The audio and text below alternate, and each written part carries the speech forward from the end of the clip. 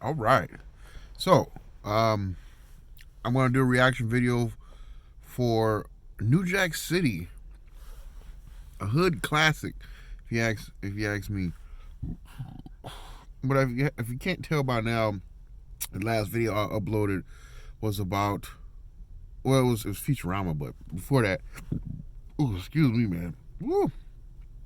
Before that, it was The Godfather. So it's a gangster thing, right?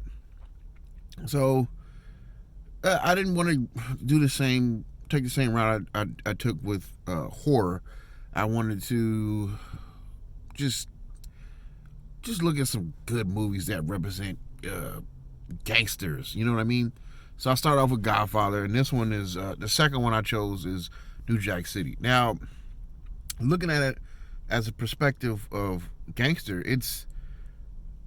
I just feel so silly saying that word, but it's got everything you need. You got a head guy, you got second in command, and then you have their trials and tribulations that come with come with making this empire that they've created. What's interesting is they chose to set it as crack is new. So if anybody grew up in that era or knows anything about that, crack did change the whole landscape of economically challenged people, if you will. If that makes any sense. So you've got is a generational shift that happened when crack hit the scene. I mean, families were broken up. This it takes a community to raise a child type of mentality was basically thrown out the window because you can't trust people. You can't trust crackheads, right? That makes all the sense in the world. Um, but this movie follows one particular character. So it's Wesley Snipes. It's played by Wesley Snipes. He's the leader, and then he has a second in command, and it just follows them on their journey through that. But it's not, I guess, it's not glorifying. It's not trying. It's the movie's trying its best not to glorify that lifestyle because you have on the other hand the police's perspective of it. Now they're only seeing the negative, which being in that type of business, I feel like it is the negative does outweigh any positives that do come from it because you have entire communities that are caught up in the stranglehold of addiction caused by these drugs. And like I just said, it ruins families and communities and everything. So, but I feel like the positive of it is people that could, because it happened. There's nothing we can do. We can't go back in time, and who knows? Something similar to this may even what actually is happening. We have like a addiction to opiates. I should say. I'm sorry, not opium. That's kind of an older drug, but opiates. We have an addiction. America has an addiction to that right now. So I mean, it seems they continue to happen. So if you're on the outside or the outskirts of the majority of this damage that's happening due to this, and you're able to generate some type of income from it, although it may be you can consider it like blood money, and if you use that money properly and put it back into services to help people affected by it, and not just line your pockets, that can be. I feel like that is a positive that comes from drugs. Okay, now the way the movie's looking at it is they're trying to bring to light or bring out to the forefront, push it out to the forefront, the struggles of people who feel like they've been stepped on, basically. So, and they try to bridge that gap between a racial divide that somehow is created within or was created with drug use.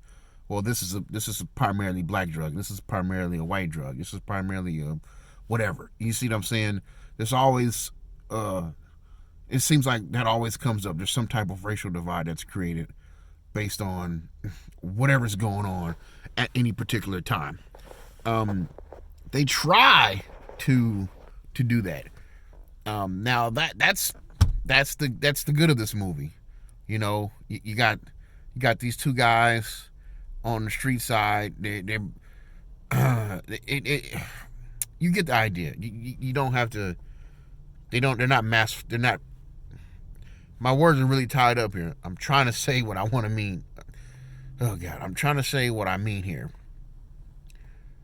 The idea is so great.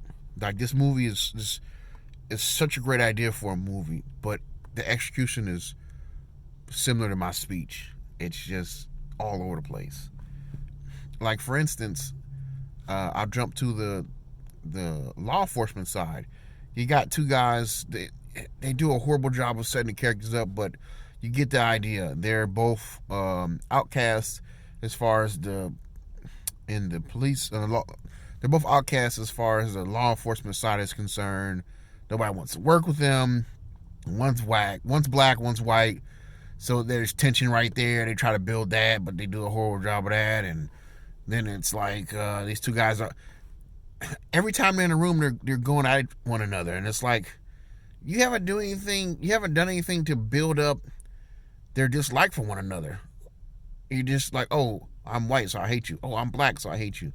And then all of a sudden, they come to a moment when they're on a rooftop, but they're not sharing a drink with each other. They both have their separate bottles of preferred alcohol, and they're on the roof just drinking together. And then somehow they come to at that point in the movie, they come to an agreement to take down Wesley Snipes' character. And on the other side, the drug side, they do their best to show how these guys were still kingpins in their respective neighborhood, but they weren't controlling the whole city.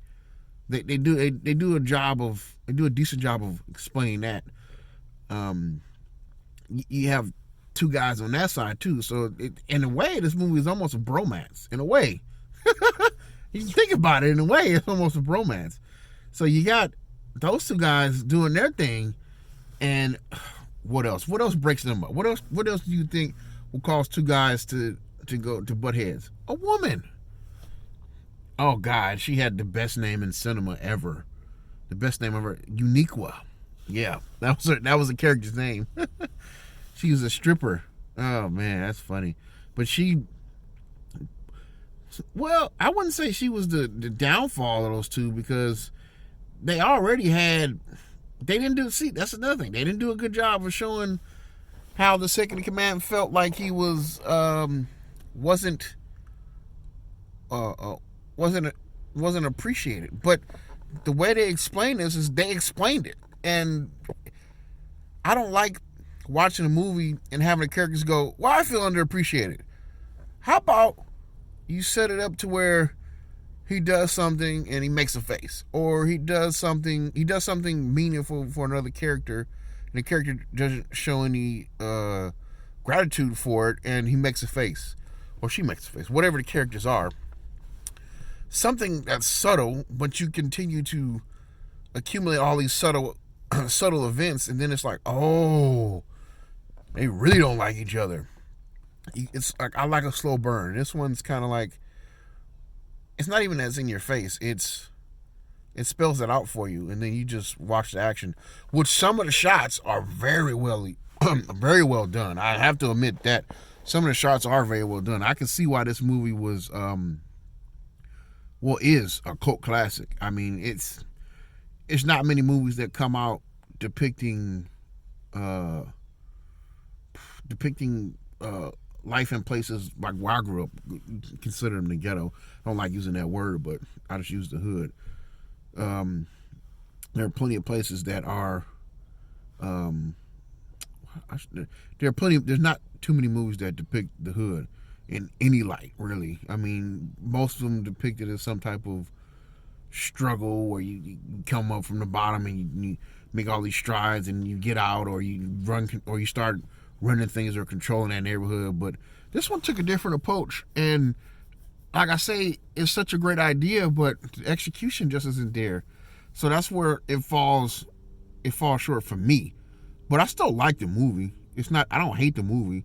I just being exposed to films that were structured differently and way more creative, and just like I said, I enjoy slow burns. So being exposed to movies of that nature and then watching this and just not necessarily having real life experience in with the content, but just hearing stories and seeing certain things. Because by the time I came around, crack was pretty much out the door. But that's whatever. But overall, it's still a decent movie. It's just it has its shortcomings, which for me puts it at a lower rating. That's all.